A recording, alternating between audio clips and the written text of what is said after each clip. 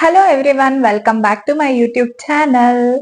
ಇವತ್ತು ಯುಗಾದಿ ಹಬ್ಬ. ಫಸ್ಟ್ ಎಲ್ಲರಿಗೂ ಯುಗಾದಿ ಹಬ್ಬದ ಹಾರ್ದಿಕ ಶುಭಾಶಯಗಳು.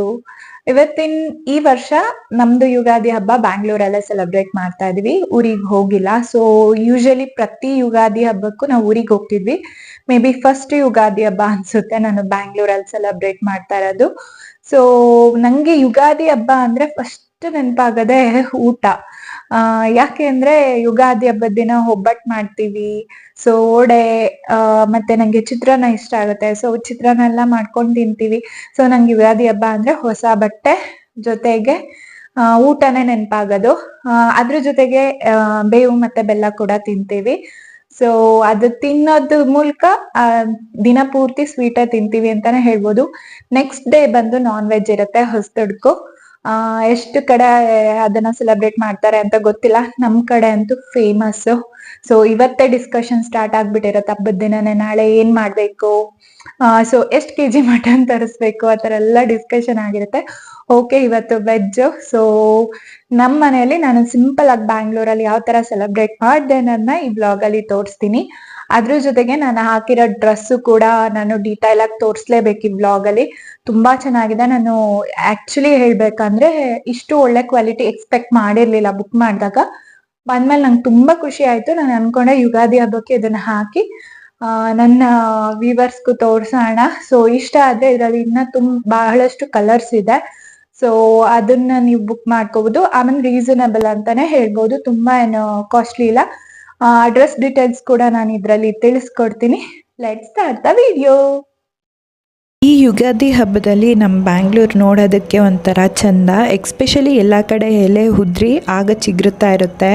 ಸೊ ಅದಕ್ಕೆ ಯುಗಾದಿ ಹಬ್ಬದ ಸೀಸನಲ್ಲೇ ನಾವು ಇದನ್ನು ಕಣ್ ತುಂಬ್ಕೋಬೋದು.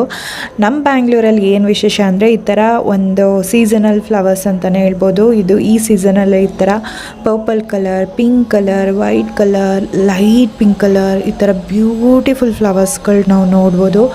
ತುಂಬ ಏರಿಯಾದಲ್ಲಂತೂ, ಎಕ್ಸ್ಪೆಷಲಿ ನಾನಿರೋ ಏರಿಯಾದಲ್ಲಂತೂ ಬ್ಯೂಟಿಫುಲ್ ಅಂತ ಹೇಳ್ಬೋದು. ನನಗೆ ಈ ಸೀಸನಲ್ಲಿ ನಮ್ಮ ಬ್ಯಾಂಗ್ಳೂರು ತುಂಬಾ ಇಷ್ಟ ಆಗುತ್ತೆ. ಸೊ ಸಿಂಪಲಾಗಿ ನಾವಿರೋ ಮನೆಯಲ್ಲಿ ಚಿಕ್ಕದಾಗಿ ಥರ ನಾವು ದೇವ್ರದ್ದು ಇಟ್ಕೊಂಡಿದ್ದೀವಿ. ಸಿಂಪಲಾಗಿ ಬೇವು ಬೆಲ್ಲ ಎಲ್ಲ ಇಟ್ಟು ಮತ್ತು ಒಬ್ಬಟ್ಟಿನ ಹೂರಣ ಮಾಡಿದೆ. ಸೊ ಅದನ್ನು ಇಟ್ಟು ಪೂಜೆ ಮಾಡಿದ್ದೀನಿ ದೇವರಿಗೆ. ನಾನು ಆಗಲೇ ಹೇಳಿದೆ ನನ್ನ ಔಟ್ಫಿಟ್ ಬಗ್ಗೆ ನಾನು ಕಂಪ್ಲೀಟ್ ಡೀಟೇಲ್ಸ್ ಕೊಡಬೇಕು ಅಂತ. ಸೊ ನನ್ನ ಔಟ್ಫಿಟ್ ಬಂದು ನಾನು ಮಿಂತ್ರಾದಲ್ಲಿ ಪರ್ಚೇಸ್ ಮಾಡಿರೋದು. ಇದ್ರ ಲಿಂಕನ್ನು ನಾನು ಡಿಸ್ಕ್ರಿಪ್ಷನಲ್ಲಿ ಹಾಕಿರ್ತೀನಿ, ಹಾಗೆ ನಾನು ಸ್ಕ್ರೀನಲ್ಲೂ ಟ್ಯಾಗ್ ಮಾಡಿರ್ತೀನಿ, ನೀವು ನೋಡ್ಬೋದು. ತುಂಬಾ ಬ್ಯೂಟಿಫುಲ್ ಆಗಿದೆ. ಲಾಂಗ್ ಕುರ್ತಾ ಸೆಟ್ ಅಂತಲೇ ಹೇಳ್ಬೋದು. ಇದಕ್ಕೆ ಅಂದರೆ ಕಂಪ್ಲೀಟ್ ಸೆಟ್ಟೇ ಇದೆ. ದುಪ್ಪಟ್ಟ, ಪ್ಯಾಂಟು, ಆಮೇಲೆ ಪ್ಯಾಂಟಿಗೂ ಕೂಡ ಲೈನಿಂಗ್ ಬಂದಿದೆ, ಟಾಪು ಎಲ್ಲ ಲೈನಿಂಗ್ ಇದೆ. ಕ್ವಾಲಿಟಿ ಅಂತೂ ರಾ ಸಿಲ್ಕು ಸೂಪರ್ ಆಗಿದೆ. ಫಂಕ್ಷನಿಗಂತೂ ತುಂಬ ಚೆನ್ನಾಗಿ ಅನಿಸುತ್ತೆ.